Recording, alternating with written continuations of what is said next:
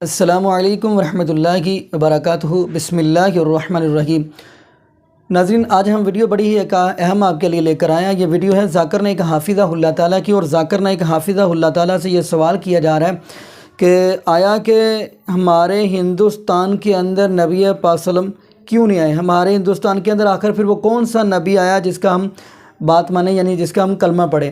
تو آئیے ناظرین، وہ سوال کتنا کمال کا ہے اور ذاکر نائک حافظہ اللہ تعالیٰ نے کیا اس کا جواب دیا، تو انشاءاللہ ناظرین آپ حیران ہوں گے کہ ذاکر نائک حافظہ اللہ تعالیٰ بتا رہے ہیں کہ انڈیا کے اندر یہ پیغمبر آیا، یہ نبی آیا، بلکہ انہی کی کتابوں میں کل کی اتار غالباً کتاب ہے، تو اس کے اندر بھی ان کے پنڈت نے کیا لکھا ہے۔ تو آئیے ناظرین پہلے ہم ذاکر نائک حافظہ اللہ تعالیٰ کی ویڈیو سنتے ہیں، تو پھر انشاءاللہ اسی والا سے ہم بھی گفتگو کریں گے۔ تو آئیے ناظرین مل کے ویڈیو دیکھتے ہیں۔ اور جب ہم تحقیق کرتے ہیں تو پتہ لگتا ہے کہ ہندو مذہبی کتابوں میں سینکڑوں جگہ محمد صلی اللہ علیہ وسلم کا ذکر ہے۔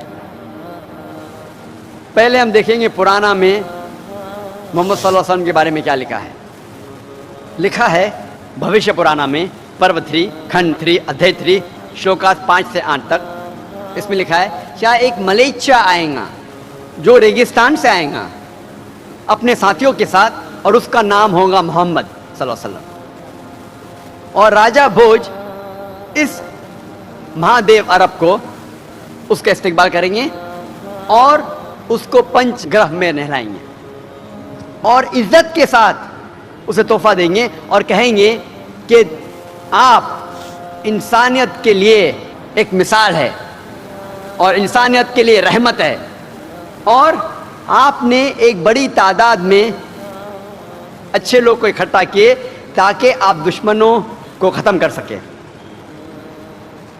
جب یہ پڑھتے بھوشیہ پرانا پرو 3 کھنڈ 3 ادھیے 3 شلوکات 5 سے 8، اس میں لکھا ہوا ہے کہ ایک ملیچا آئے گا۔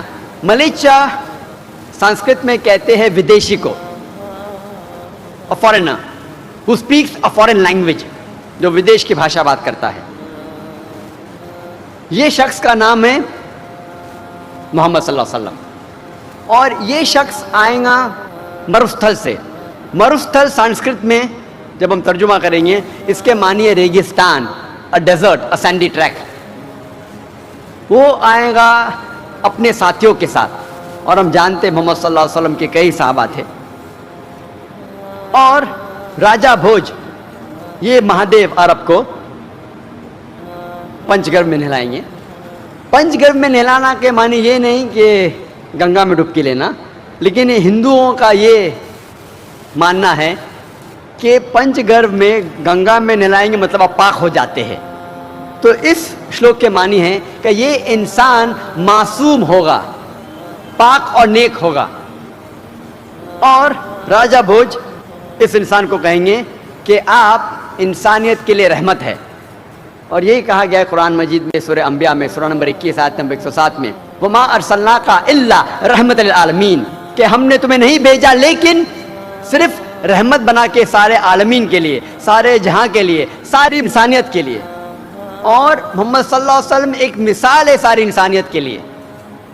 قرآن مجید میں اللہ تعالیٰ فرماتے ہیں سورہ احزاب میں سورہ نمبر 33 آیت نمبر 21 میں کہ بے شک آپ سب سے بہترین مثال ہے اخلاق میں۔ اللہ تعالیٰ فرماتے ہیں سورہ قلم میں سورہ نمبر 68 آیت نمبر 4 میں کہ آپ محمد صلی اللہ علیہ وسلم میں سب سے بہترین مثال پائیں گے۔ کچھ لوگ اعتراض کریں گے کہ یہ بھوشیہ وانی میں لکھا ہے راجہ بھوج کے بارے میں، اور راجہ بھوج جب ہم تحقیق کرتے ہیں وہ 11ویں صدی میں آئے، 500 سال محمد صلی اللہ علیہ وسلم کے بعد، جو 10th جنریشن آف راجہ شلیوان تھا۔ میں ان سے یہ کہنا چاہتا ہوں کہ ہندوستان میں ایک ہی راجہ بھوج نہیں ہے۔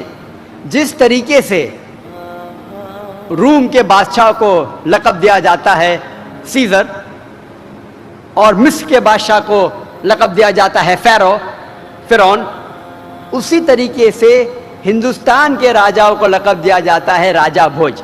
تو راجہ بھوج ایک ہی نہیں ہے، کئی ہے۔ یہ راجہ بھوج جو آپ ذکر کر رہے 11ویں صدی کے، اس کا ذکر نہیں ہو رہا ہے بھوشیوانی میں، یہ اس کا ذکر ہو رہا ہے جو محمد صلی اللہ علیہ وسلم کے وقت تھے۔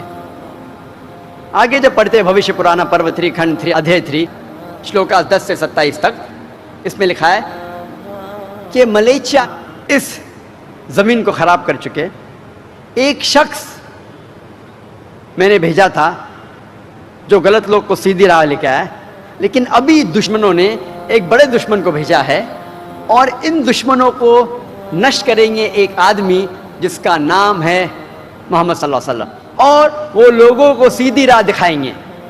اور اے راجا بوجھ، تمہیں پشاچاس کی زمین پہ جانے کی ضرورت نہیں، میں خود تم کو اسی جگہ پاک کروں گا۔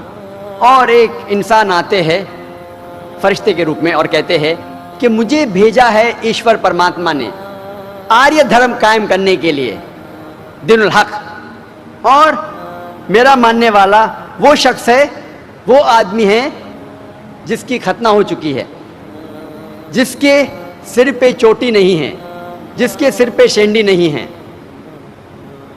جو داڑھی رکھتا ہے، جو انقلاب برپا کرتا ہے، جو اچھے کام کرتا ہے، جو لوگوں کو نماز کے لیے بلاتا ہے، جو سارے حلال چیزیں کھاتا ہے لیکن سور کا گوشت نہیں کھاتا، وہ بھاجی پالا گھاس پھوس کھانے سے پاک نہیں ہوتا لیکن جنگ کے میدان میں حصہ لینے سے پاک ہوتا ہے۔ ان انسانوں کا نام ہے مسلمان۔ یہ بھوشیہ وانی جو ہے بھوشیہ پرانا میں پرو 3 کھنڈ 3 ادھیے 3 شلوکا 10 سے 27 میں لکھا ہے کہ ایک شخص کو بھیجا ہے ایشور نے جس کا نام ہے محمد صلی اللہ علیہ وسلم، لوگ کو سیدھی راہ دکھانے کے لیے۔ اور ایک فرشتے کے روپ میں راجا کے پاس آتا ہے انسان اور کہتا ہے کہ میرا ماننے والا وہ انسان ہے who is circumcised، جس کی ختنہ ہو چکی ہے، جو سر پہ شینڈی نہیں رکھتا ہے اور داڑھی رکھتا ہے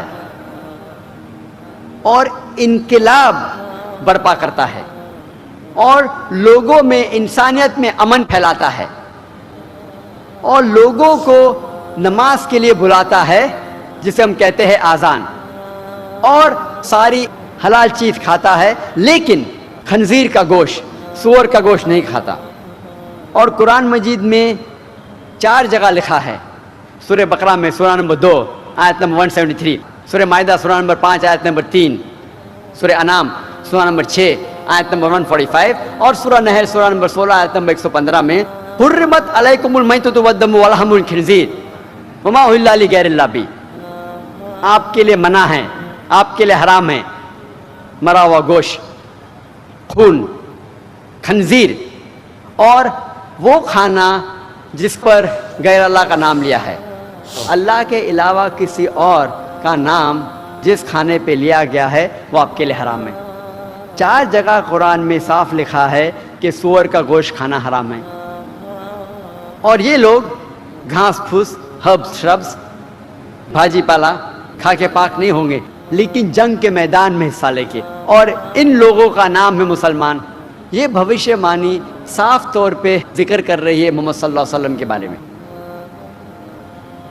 آگے جب پڑھتے لکھا ہے بھوشیہ پرانا میں پرو 3 کھنڈ 1 ادھیے 3 شلوکاس 21 سے 23 تک، اس میں لکھا ہے کہ 7 شہر کاشی کے اور ہندوستان میں ہم دیکھ رہے ہیں کہ اندھکار ہے، بھی راکشس اور غلط لوگ ان شہروں میں ہیں اور ساری برائیاں اس زمین پہ ہے، لیکن جو ملیچا کے ماننے والے وہ سچے انسان ہیں اور یہ لوگ صحیح دھرم کو ماننے والے ہیں۔ یہ رشی آپ ان لوگوں کی تعریف کرو۔ اس میں بھی بھوشیہ وانی ہے محمد صلی اللہ علیہ وسلم کے۔ جی ناظرین، آپ نے یہ ویڈیو ملاحظہ فرمائی تو ماشاءاللہ ذاکر نائک حافظہ اللہ تعالیٰ نے بڑی ہی کمال کی گفتگو کی ہے۔ تو ناظرین ویڈیو تھوڑی سی لمبی ہے لیکن ہے آپ کا ایمان تازہ کر دے گی۔ تو ناظرین یہاں پہ ہم بات کرتے چلیں کہ انڈیا کے اندر ایک پنڈت ہے، انہوں نے بھی یہ کتاب لکھی، یعنی کہ ان کے پنڈتوں نے یہ بات لکھی ہے کل کے اتار کے اندر کہ ہندوستان کے اندر بھی نبی پاک صلی اللہ علیہ وسلم آئے ہیں۔